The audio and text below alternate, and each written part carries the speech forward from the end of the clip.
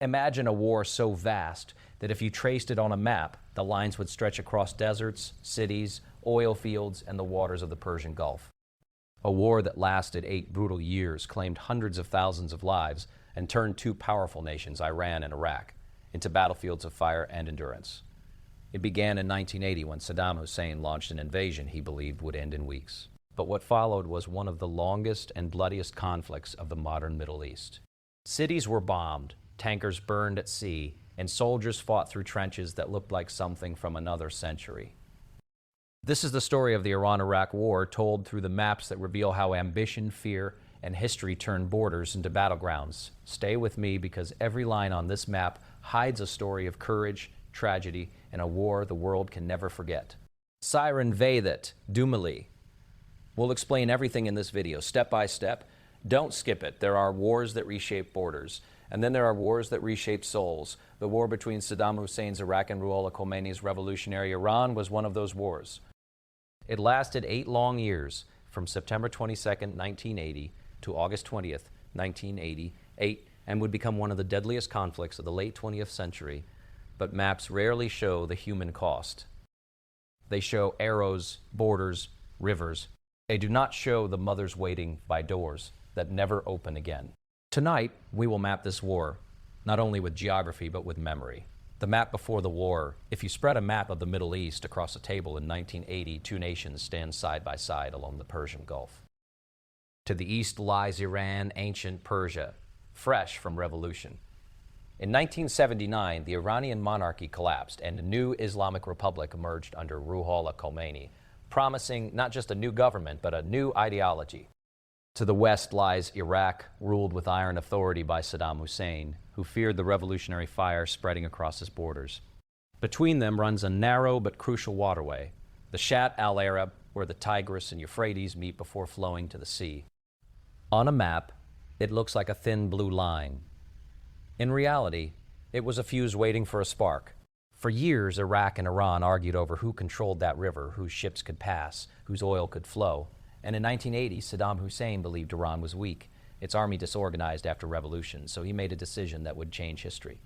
He invaded. The first arrows on the map on September 22, 1980, Iraqi tanks crossed the border into southwestern Iran.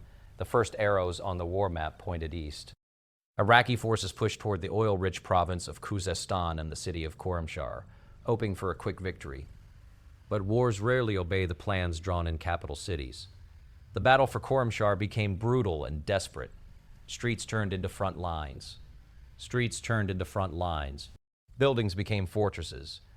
For weeks the city burned.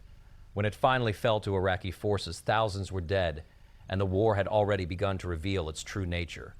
Slow, bloody, unforgiving. The quick victory Saddam imagined never came. Instead, the arrows on the map stopped moving. The war hardened into stalemate, the long trenches. By 1982, the map changed again. Iran regrouped. Its soldiers, many young volunteers inspired by revolutionary zeal, pushed Iraqi forces back across the border. But rather than ending the war, Iran crossed into Iraq, and suddenly the map looked hauntingly familiar to historians. Trenches, barbed wire, human wave attacks. Battles such as Operation Ramadan near Basra saw massive assaults where thousands of Iranian troops advanced against fortified Iraqi defenses. The ground between the armies became a wasteland of mud, artillery craters, and shattered equipment. Like the Western Front of World War I, the lines barely moved. But the casualties kept rising. Young men from Tehran and Baghdad, farmers, students, mechanics, disappeared into the trenches. By the middle years of the war, the map showed little change. But cemeteries across both nations were growing rapidly. The war beyond the front lines. Soon the war spread far beyond the battlefield. Missiles fell on cities. Oil tankers burned in the Persian Gulf. Air raids struck infrastructure that both nations depended upon. Entire economies staggered under the weight of war. Chemical weapons were used, leaving invisible scars that would last generations. In the northern Kurdish town of Halabja, poison gas killed thousands of civilians in a single horrific moment.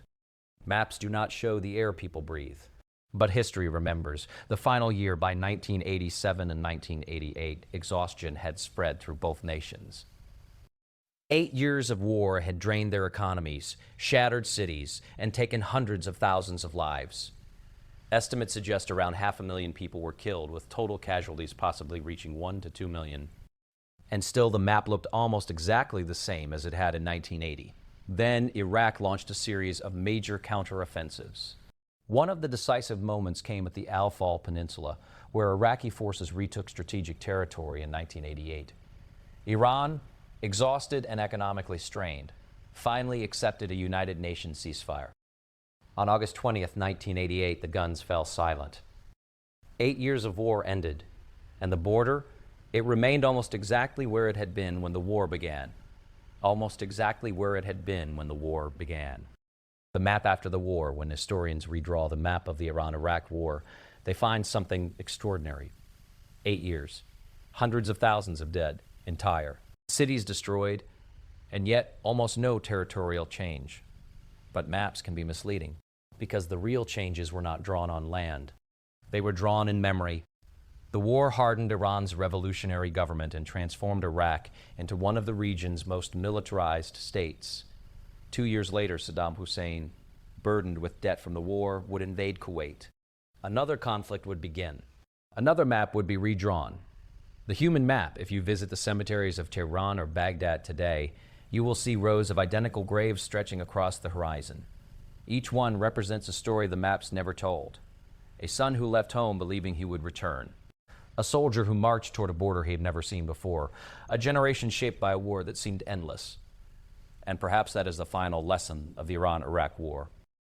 Maps show where wars happen, but history reminds us why they matter, because behind every arrow on a map lies a human life, and behind every silence after the guns stop lies a nation trying to remember how to live again. If you found stillness in these words, subscribe to join this space of presence and share your deepest now in the comments below. The story begins before the first shot was fired, before the tanks rolled across the desert, before the skies over the Persian Gulf filled with smoke and sirens. It begins with two nations standing across a narrow river, watching one another with suspicion, history pressing down on them like the weight of centuries. On one side stood Iraq, a country ruled by ambition and power, led by the calculating authority of Saddam Hussein. On the other stood Iran, a nation transformed by revolution, guided by the uncompromising voice of Ruhollah Khomeini. Between them ran the disputed waters of the Shatt al-Arab, a river that carried not only ships and oil, but also decades of rivalry and dist. Rush to understand why war became almost inevitable, one must first understand how fragile the balance between these two countries had become by the late 1970s. For centuries, Persia, modern Iran, had been one of the great civilizations of the Middle East, powerful, proud, and culturally distinct. Iraq, though historically rich in its own right, had emerged from the 20th century shaped by colonial borders and internal struggles. The rivalry between them was not simply political, it was also historical, cultural, and religious. The Shatt al-Arab waterway was one of the central points of tension. Formed where the great rivers of Mesopotamia meet before flowing into the Persian Gulf, this narrow channel held enormous strategic importance. Oil tankers depended on it. Trade depended on it. Trade depended on it. Control over its banks meant economic strength and national pride. For years, Iraq claimed sovereignty over most of the waterway, arguing that historical agreements favored its position. Iran disagreed, insisting that the border should run through the middle of the river. These arguments were not just diplomatic disputes discussed in quiet rooms. They were matters that touched the identity and security of both nations. The tension reached a temporary settlement in 1975 with the signing of the Algiers Agreement, a deal negotiated with international mediation. Under this agreement, Iraq accepted that the border would follow the middle of the river, while Iran agreed to stop supporting Kurdish insurgents inside Iraqi territory. For a brief moment, the region seemed to breathe a sigh of relief. The map looked stable again, at least on paper, but beneath that calm lay resentment. For Saddam Hussein, who was then consolidating power within Iraq's ruling structure, the agreement felt like a humiliation forced upon his country by Iranian strength, the Iraqi leadership never fully accept. There, the compromise. It was a concession made under pressure, and pressure has a way of creating memories that leaders do not easily forget. At the same time, Iran itself was undergoing dramatic transformation. For decades, the country had been ruled by the Shah, Mohammad Reza Pahlavi, whose government maintained close ties with Western powers. His regime invested heavily in military modernization and economic development, turning Iran into one of the strongest states in the region. Iraq watched this growth carefully, often uneasily, aware that its neighbor possessed both wealth and powerful allies.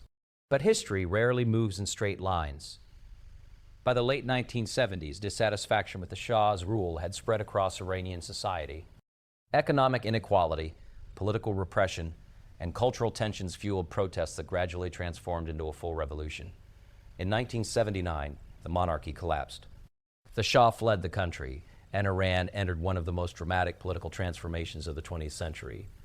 The revolution brought Ruhollah Khomeini to power, establishing the Iranian Revolution and creating an Islamic republic guided by religious leadership rather than monarchy. This new government did not merely change Iran's internal politics. It also changed the way the country viewed its place in the region. Revolutionary leaders spoke openly about spreading their ideals beyond Iran's borders, encouraging Islamic movements throughout the Middle East to challenge existing regimes. For Iraq's leadership, this was deeply alarming. Iraq itself had a majority Shiite population, while its ruling elite, dominated by the Ba'ath Party, maintained strict control over political life. The possibility that revolutionary ideas from Iran might inspire unrest inside Iraq was something the government in Baghdad could not ignore. The speeches coming from Tehran sounded less like diplomacy and more like a challenge precedent. Saddam Hussein, who officially became Iraq's president in 1979, understood that revolutions do not respect borders. They spread through ideas, through speeches, through radio broadcasts that cross frontiers at night. From his perspective, Iran's new leadership represented both a political and ideological threat. The revolutionary government had already criticized Iraq's secular regime, accusing it of betraying Islamic principles. At the same time, Iran itself was struggling internally. The revolution had disrupted the country's military command structure. Officers loyal to the Shah had been dismissed, imprisoned, or executed. The armed forces that once appeared formidable were suddenly disorganized and uncertain. To observers in Baghdad, Iran seemed vulnerable, its institutions shaken by the chaos of transformation. Strategists inside Iraq began to consider what this moment might mean. If Iran was weak, perhaps the time had come to reverse the humiliations of the past. Perhaps the agreement over the Shatt al-Arab could be undone. Perhaps Iraq could assert itself as the dominant power of the Persian Gulf. Geography encouraged these ambitions. The border between Iran and Iraq stretched for hundreds of miles across deserts, rivers, and oil fields. In some places, the terrain offered natural defenses, but in others it was open and exposed. Iraqi planners believed that a swift offensive could seize key territories before Iran had time to organize its response. Meanwhile, tensions along the frontier continued to escalate. Small clashes occurred between border patrols. Artillery occasionally fired across disputed areas. Diplomatic accusations traveled back and forth between Tehran and Baghdad. Each government blamed the other for provocations, while military commanders studied maps and calculated possibilities. Propaganda amplified the fifth. Hostility. Iraqi media portrayed Iran's revolutionary leaders as dangerous radicals seeking to destabilize the region. Iranian broadcasts condemned Iraq's government as oppressive and illegitimate. Words sharpened into threats, and threats gradually prepared the public in both countries for something larger. The dispute over the Shatt al-Arab remained at the center of these tensions. For Iraq, reclaiming full control over the waterway represented both economic necessity and national pride. For Iran, surrendering that control would mean accepting weakness at a moment when revolutionary leaders were determined to project strength. By the summer of 1980, the atmosphere along the border had grown increasingly volatile. Skirmishes multiplied. Diplomatic relations deteriorated. Military units on both sides moved closer to the frontier, their presence signaling that the fragile peace established in the 1970s was unraveling. Inside Iraq's leadership circles, the calculation became clearer with each passing week. Iran appeared distracted by internal turmoil. Its military seemed weakened by political purges. The revolutionary government was still consolidating power, dealing with protests, economic disruption, and international isolation. To Saddam Hussein, the moment looked like an opportunity that might never come again. A swift war, he believed, could secure the disputed territory, strengthen Iraq's regional standing, and perhaps even weaken the revolutionary government next door. Across the border, Iran's new leaders saw events very differently. They believed their revolution represented a historic turning point for the Islamic world, a moment when old systems of power were being replaced by a new political vision. Challenges from Iraq were interpreted not merely as territorial disputes, but as attempts to crush the revolution before it could fully take root. Two governments, two narratives, two visions of the future. Between them lay the fragile line of a border that had already been argued over for generations. Maps from that period show the frontier as a simple line stretching across the land, separating two nations with different histories and ambitions. But in reality, that line carried the weight of rivalry, pride, fear, and political calculation. Every mile of desert, every bend of river, every oil field near the frontier had become part of a larger contest over influence and survival. By late 1980, the tension had reached a point where diplomacy could no longer contain it. Armies stood ready. Leaders believed time favored decisive action. The fragile agreements of the past seemed increasingly irrelevant in a world reshaped by revolution and ambition. The stage was set for a war that would soon redraw the maps of the Middle East in fire and steel. If you found stillness in these words, subscribe to join this space of presence and share your deepest now in the comments below. The morning of September 22, 1980 did not begin with the thunder of artillery. It began quietly, almost deceptively so, across the long frontier separating Iraq and Iran. Farmers worked their fields near dusty villages. Oil workers moved through the refineries of southern Iran. Along the banks of the disputed waterways and across the deserts of the borderlands, the air felt heavy with the late summer heat. Yet beyond the horizon, an army was already moving. That day would mark the beginning of the Iran-Iraq War, when the government of Iraq launched a massive invasion into Iranian territory. The decision had been made weeks earlier in the halls of power in Baghdad, where Saddam Hussein believed that history had offered him a rare opportunity.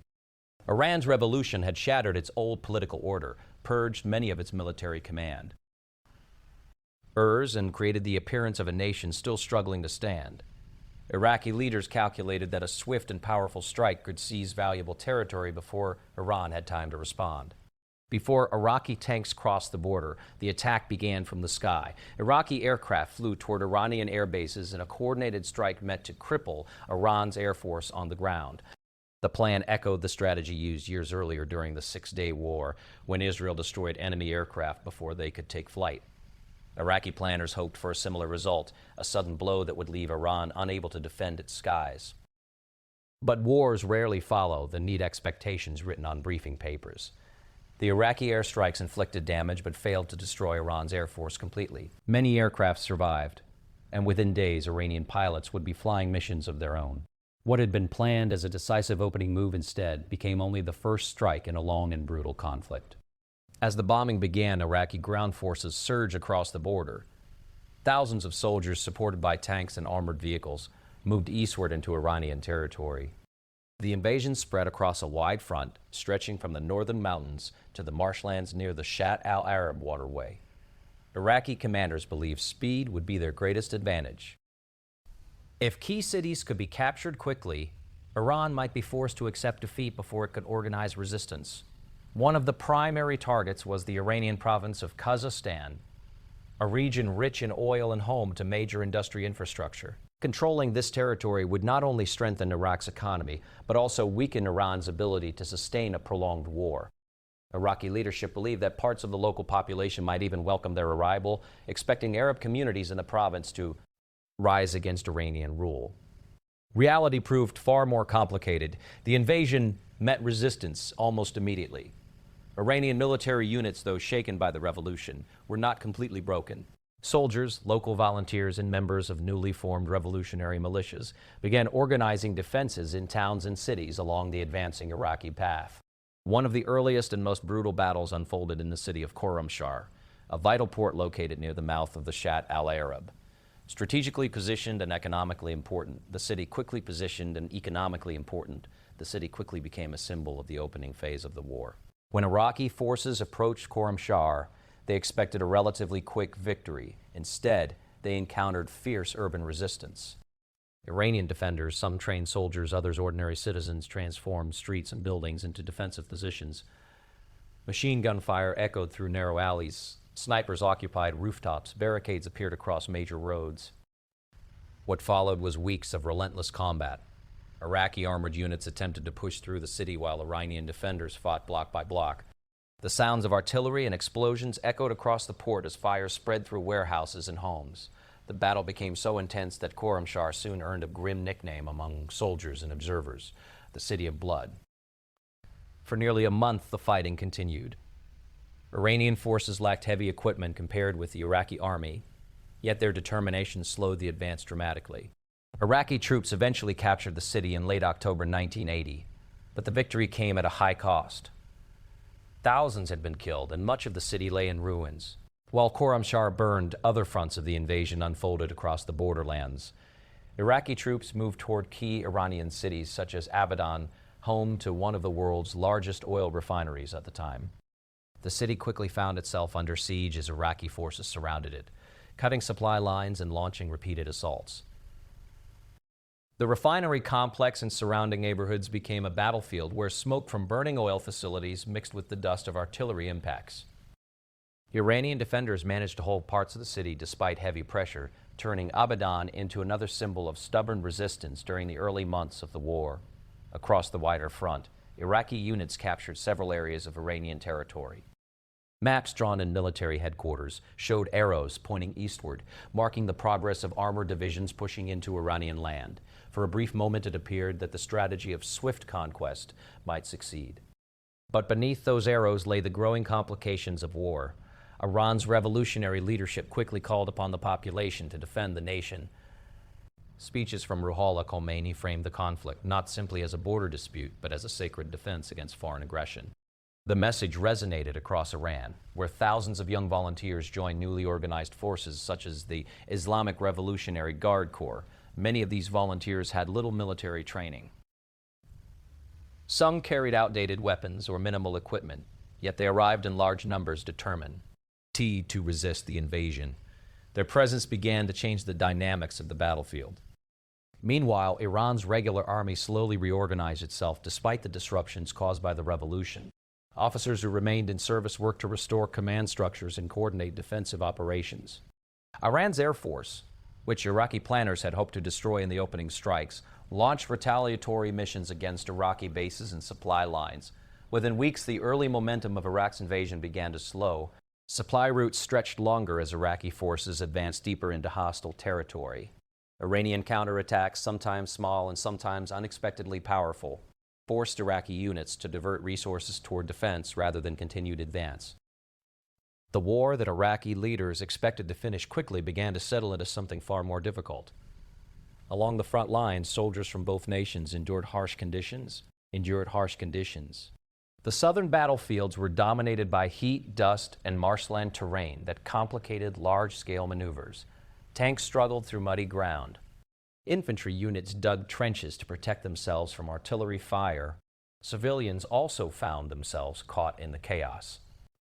Families fled cities near the front lines, carrying what belongings they could.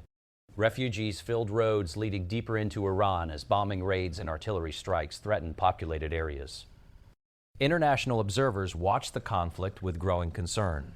The region surrounding the Persian Gulf was one of the world's most important energy corridors, and instability there carried global consequences.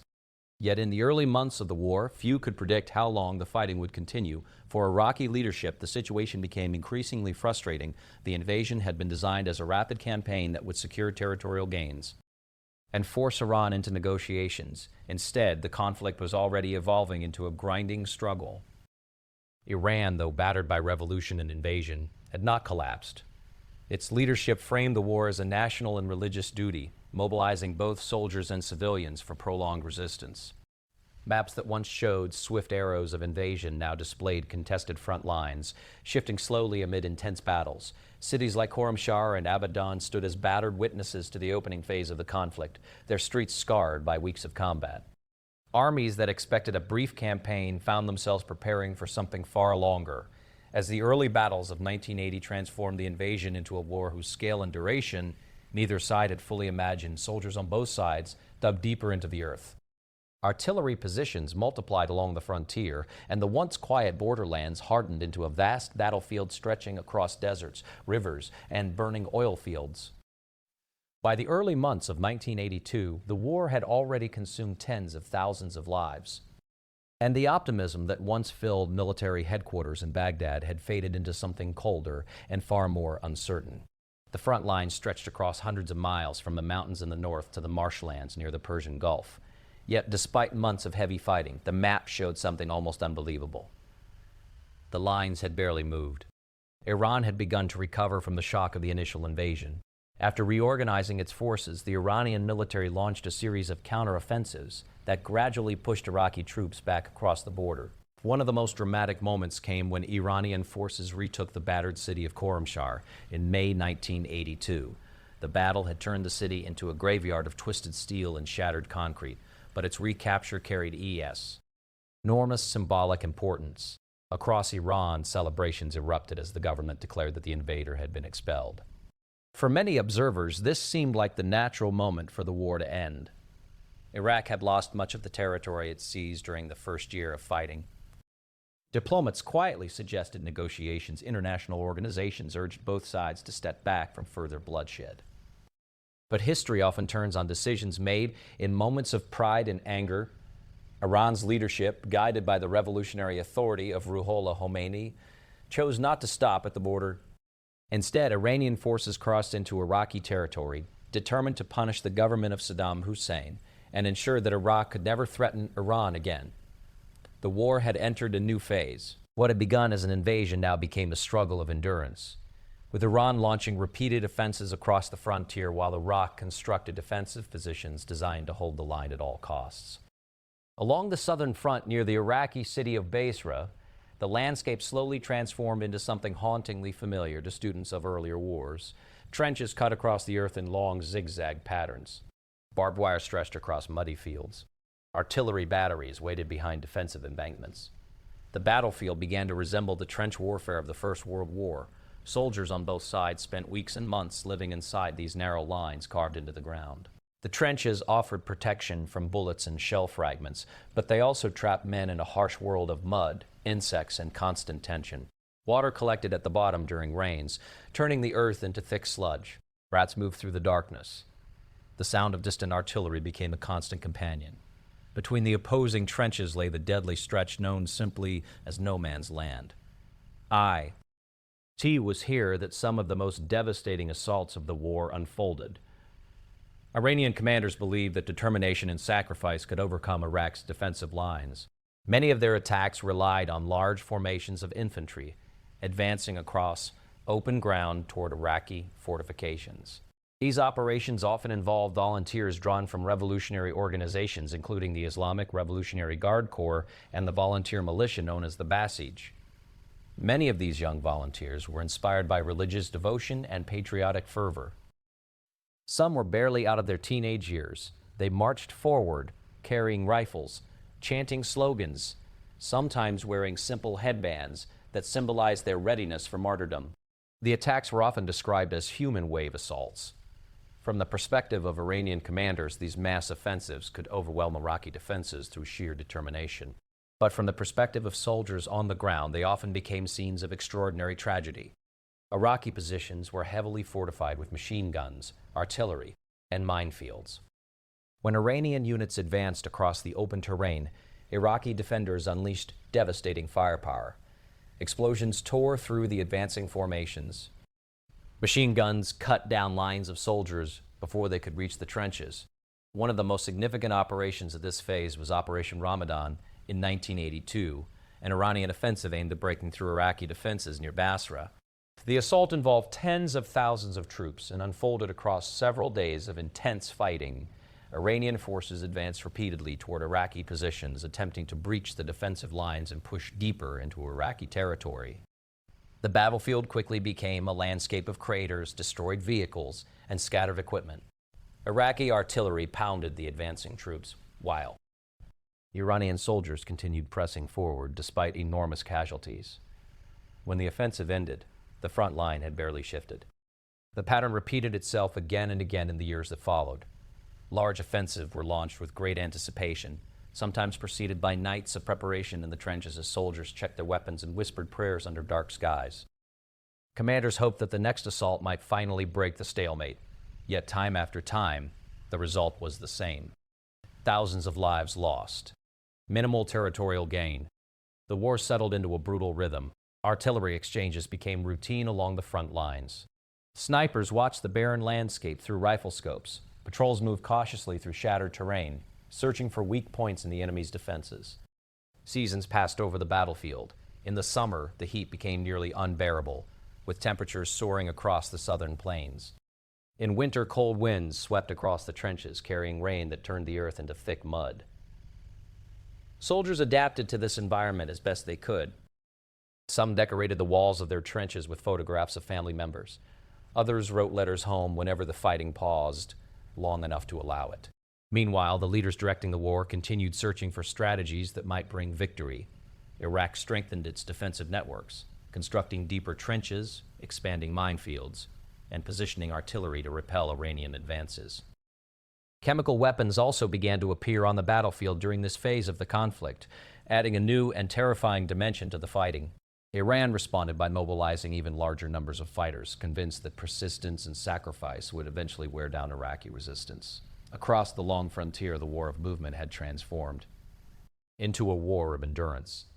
Maps from those years reveal how little the lines changed, despite the enormous effort expended by both sides. Small patches of territory shifted back and forth after each offensive, but the overall shape of the battlefield remained stubbornly familiar. For soldiers living within the trenches, the sense of time itself began to blur. Days were measured not by calendars, but by bombardments and brief moments of silence between them. Nights brought the distant glow of artillery flashes and the rumble of explosions rolling across the flat landscape. Entire generations of young men in Iran and Iraq grew up knowing nothing but the reality of war. In cities far from the front, families waited anxiously for news from the battlefield. Casualty lists grew longer. Hospitals filled with wounded soldiers returning from the trenches. Yet the war continued. Commanders studied maps, searching for breakthroughs that never seemed to come. New offensives were planned with the same hope that had fueled earlier attacks. Soldiers climbed from trenches once more, advancing into the open fields where artillery shells burst and machine guns roared. The earth along the border absorbed the impact of countless explosions, reshaping the terrain into a landscape scarred by years of relentless combat. And across that scarred land, the armies of Iran and Iraq remained locked in a stalemate that neither side could break. Their trenches stretching across the horizon like deep wounds carved into the ground. By the middle years of the conflict, the war between Iran and Iraq had grown far beyond the muddy trenches and shattered battlefields along the border. What began as a struggle over territory and power slowly expanded outward, reaching cities, highways, and shipping lanes far from the original front lines. The war was no longer confined to soldiers facing each other axially. Ross barbed wire. It was spreading into the lives of civilians, into the air above major capitals, and into the waters of the Persian Gulf. For ordinary people living in both countries, the war began to arrive not as distant news from the battlefield, but as sudden explosions in their own neighborhoods. Missile strikes and air raids became a regular feature of life. Governments on both sides believed that striking enemy cities would weaken morale and pressure the opposing leadership to make concessions. This phase of the conflict became widely known as the War of the Cities. Sirens would echo across urban neighborhoods with little warning. Families rushed into basements or makeshift shelters as missiles streaked through the night sky. Moments later, the distant thunder of impact would shake buildings and send columns of smoke rising into the air. In Iran, the capital city of Tehran experienced repeated attacks during these campaigns. Residents who had once watched the war unfold hundreds of miles away now felt its presence directly above them. Windows shattered under the pressure of nearby explosions. Schools closed during particularly intense waves of bombardment. In Iraq, the capital of Baghdad endured similar strikes as Iranian missiles targeted strategic and symbolic locations within the city. Entire districts lived with the constant tension that the next warning siren might signal another incoming attack. Unlike the trench battles along the border, these strikes carried no clear front lines. Civilians became part of the battlefield, whether they wished it or not. Apartment buildings, marketplaces, and bus stations sometimes found themselves caught in the violence. The psychological impact was immense. Children grew accustomed to the sound of sirens. Families slept lightly, knowing that night raids were common. Entire populations learned to measure there. Days around the possibility of sudden danger from the sky, while cities were absorbing the shock of missile warfare. Another critical arena of conflict emerged in the waters of the Persian Gulf. Oil had always been at the heart of the region's economic power, and both Iran and Iraq depended heavily on petroleum exports to sustain their economies and finance the war. Soon the conflict expanded into the shipping lanes that carried that oil to global markets. This maritime struggle became known as the Tanker War.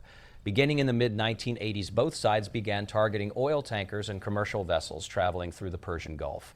The goal was simple but devastating: disrupt the enemy's ability to export oil and weaken its economic lifeline. Missiles were fired at tankers. Naval mines were placed in shipping routes. Aircraft conducted raids against vessels suspected of carrying oil connected to the opposing side. For sailors navigating these waters, the journey suddenly became one of the most dangerous assignments in the world. Massive oil tankers, some stretching hundreds of meters long, moved cautiously through narrow channels while crews scanned the horizon for aircraft or missile trails. Explosions sometimes tore through these ships with terrifying force. Flames could rise dozens of meters into the skies, burning oil spread across the surface of the water. The attacks did not only affect Iran and Iraq. Ships from other nations passing through the region also faced danger, drawing the attention of global powers that depended on the steady flow of oil through the Persian Gulf. The war was now entangling countries far beyond the original two combatants. Meanwhile, on the battlefield itself, another deeply troubling development began to shape the conflict. Iraq increasingly turned to chemical weapons in its attempts to break Iranian offensives in whole. Defensive positions. Chemical agents such as mustard gas and nerve agents were deployed in certain battles, creating scenes that soldiers would remember with horror for the rest of their lives. Unlike conventional weapons, chemical gases drifted silently across the battlefield, often invisible until the effects began to appear. Soldiers exposed to these substances struggled to breathe as their lungs burned. Skin blistered painfully. Eyes became inflamed and swollen shut. The use of these weapons represented one of the darkest chapters of the war. One of the most devastating examples occurred in the Kurdish town of Halabaya in 1988. During this attack, chemical agents were released over the town, killing thousands of civilians in a matter of hours. Men, women, and children collapsed where they stood. Streets that once carried ordinary daily life became silent as entire families were overcome by the deadly gases. Images from Halabaya would later shock the world, revealing the human consequences of chemical warfare with brutal clarity. Yet even as these horrors unfolded, the war continued.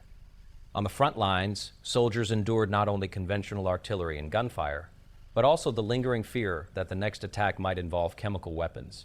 Gas masks became standard equipment, though they offered limited protection in chaotic battlefield conditions. Across Iran and Iraq, the economic strain of the war deepened with each passing year. Oil facilities were damaged. Infrastructure suffered repeated attacks. Governments diverted enormous resources towards sustaining their militaries. Entire national economies bent under the pressure of constant mobilization. Young men continued to fill the ranks of the armed forces. Many of them had grown up during the war itself, reaching adulthood in societies where military service and sacrifice had become defining features of daily life. Meanwhile, the international community struggled to contain the expanding conflict. The presence of attacks on shipping lanes and the threat to global oil supplies drew increasing concern from major powers. Naval patrols from foreign countries began appearing in the Persian Gulf, attempting to safeguard commercial vessels and prevent further escalation. The war that had begun as a regional dispute was now influencing the stability of global trade and international diplomacy. Despite the widening scope of the conflict, the core reality remained unchanged. The original border between Iran and Iraq was still fiercely contested, and neither side had achieved a decisive victory. Missiles continued to fall on cities. Tankers continued to navigate dangerous waters. Soldiers remained entrenched along the long frontier, where artillery thundered day and night. The war had become something larger than either government originally imagined, expanding across land, sea, and sky while drawing entire populations into its orbit. Maps of the conflict during these years showed not only battle lines but also shipping routes under threat, cities targeted by missiles, and regions scarred by chemical attacks. Each of these marks represented another layer of a bore that refused to remain confined to the battlefield. Across Iran and Iraq, the echoes of explosions, the glow of burning ships on distant waters, and the haunting silence left behind by chemical clouds. All became part of the lived experience of a generation growing up under the shadow of a conflict that seemed to reach everywhere at once. By the late 1980s, the war had been raging for nearly 8 years. What had once been framed as a swift campaign or a revolutionary struggle had slowly hardened into something far heavier: exhaustion. Across both Iran and Iraq, the cost of the conflict could be measured only in destroyed cities and scarred battlefields, but also in the quiet grief of millions of families. Entire generations of young men had marched to the front lines, and many never returned. The war that had begun in 1980 under the ambitions of Saddam Hussein and the revolutionary defiance of Ruhollah Khomeini had grown into one of the longest and most devastating conflicts of the 20th century in the Middle East. The front lines still stretched across hundreds of miles, but the energy that once drove large offensives was fading. Iran had spent years attempting to push deeper into Iraqi territory, hoping to overthrow Saddam Hussein's government, or at least force Iraq into total submission. Iraq, meanwhile, had built extensive defensive networks and gradually strengthened its military capabilities with new equipment, training, and international support. The balance of the battlefield began shifting once again during the final years of the conflict. In 1988, Iraq launched a series of powerful counteroffensives designed to reclaim territories that had been contested or held by Iranian forces. Iraqi commanders had studied the patterns of earlier battles and prepared coordinated operations that combined artillery, armored divisions, air support, and chemical weapons. One of the most significant of these operations targeted the Faw Peninsula, a narrow but strategically vital strip of land along the northern edge of the Persian Gulf. Iranian forces had captured the peninsula in 1986, gaining a foothold that threatened Iraqi access to the sea and embarrassed the Iraqi leadership. For 2 years, the peninsula remained under Iranian control, serving as a symbol of their ability to strike deep into Iraqi territory. But in April 1988, Iraqi forces launched a massive assault to retake it. The attack was swift and overwhelming. Heavy artillery bombarded Iranian positions, while Iraqi troops advanced across prepared routes through minefields and defensive lines. Chemical agents were reportedly used to disrupt Iranian defenses, creating confusion among soldiers trying to hold their ground. Within days, Iraqi forces recaptured the peninsula. The loss struck Iran with both strategic and psychological force. After years of determined offensives, one of their most significant territorial gains had been erased almost overnight. Soon afterward, Iraq continued its momentum with additional operations aimed at clearing Iranian forces from disputed regions along the border. One major campaign, known as Operation Tawakkul ala Allah, involved multiple coordinated assaults designed to break Iran's remaining positions near the frontier. The Iraqi military, strengthened by years of experience and external support, advanced with renewed confidence. Iranian forces fought back, but the exhaustion of nearly a decade of war had taken its toll. Iran's economy had suffered greatly under the weight of continuous mobilization. Oil facilities had been damaged during the long maritime conflict of the Tanker War, and the country faced growing international isolation. Resources that once fueled large offensives were becoming harder to sustain. At the same time, civilians across Iran were still living under the threat of missile attacks from the ongoing war of the cities. Urban populations endured repeated bombardments that disrupted daily life and strained the nation's morale. The battlefield situation was also changing beyond the immediate control of either government.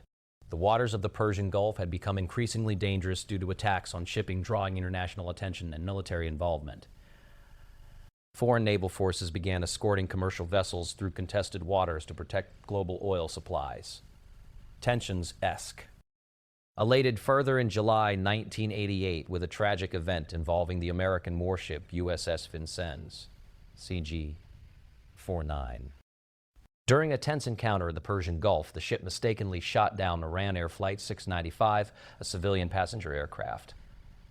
All 290 people on board were killed. The disaster shocked the world and added yet another layer of tragedy to an already devastating conflict. For Iran, the incident underscored the dangers of continuing a war that had expanded far beyond the original battlefield. Inside Iran's leadership circles, a difficult realization was beginning to take hold. The war that had once been framed as a necessary struggle for survival and justice had reached a point where continuing it might bring even greater suffering without guaranteeing victory. Reluctantly, and after long internal debate, Iran signaled its willingness to accept an international ceasefire proposal. The agreement was based on United Nations Security Council Resolution 598, which called for an immediate ceasefire, the withdrawal of forces to internationally recognized borders, and negotiations aimed at restoring peace. For Iran's leadership, accepting the resolution was an emotionally heavy decision. Ruhollah Khomeini famously compared the act to drinking a poisoned chalice, acknowledging the deep bitterness involved in ending the war without achieving the sweeping victory many had hoped for. In August 1988, after nearly 8 years of relentless conflict, the ceasefire finally took effect. Along the long frontier that had witnessed countless battles, the guns gradually fell silent. Soldiers who had spent years living in trenches cautiously observed the quiet that followed. Artillery that had once fired day and night stopped rumbling across the landscape. The war had ended almost exactly where it began. The borders between Iran and Iraq remained largely unchanged from those that existed before the invasion of 1980. The disputed territories that had fueled so much bloodshed returned to roughly the same status they had held years earlier. What had changed was everything else. Cities had been damaged by missile strikes. Oil installations had burned. Entire towns along the frontier had been destroyed during years of fighting. Most profoundly, the human cost was staggering. Historians estimate that hundreds of thousands of soldiers and civilians were killed during the conflict, with many more wounded or permanently affected by the horrors they experienced. Chemical weapons had left lasting scars on survivors. Families across both nations mourned loved ones who never returned from the front. The war left behind not only physical destruction, but also a generation shaped by the memory of its violence. Young men who had grown up hearing the sounds of artillery carried those memories into the decades that followed. Cities rebuilt their streets and buildings while quietly remembering the nights when missiles fell from the sky. Maps of the region after 1988 showed borders that looked almost identical to those drawn before the conflict began. But those lines now marked landscapes where trenches had once stretched across the earth, where soldiers had fought through mud and fire, and where entire communities had endured years of fear and loss. The Iran-Iraq War had consumed nearly a decade of history, reshaped the politics of the Middle East, and left a legacy of grief that would echo across both nations long after the ceasefire silenced the battlefield guns. If you found stillness in these words, subscribe to join the Space of Presence and share your deepest now in the comments below. Subcribs, thanks for watching this video, and don't forget to like and DM and